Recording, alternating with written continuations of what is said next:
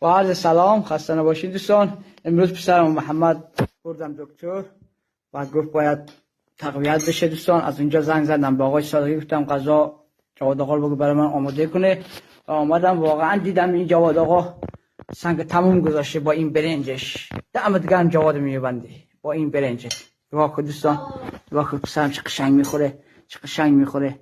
نگاه کن او پسرم نگاه 64 میخوره. دمش گرم.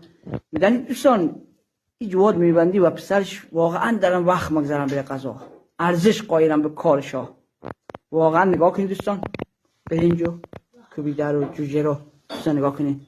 این ظرف محمد من خورده، نگاه کنید تاها ما نگاه چی میخوره، چی به به میکنه. چی جیره بابا تاها؟ محمد چی جیره بابا؟ اگه این جواد میبندی دست در نکنه با آقای صادقی. دست در نکنه جواد میبندی با آقای صادقی. دست شما در نکنه آقای میانبندی و آقای صادقی.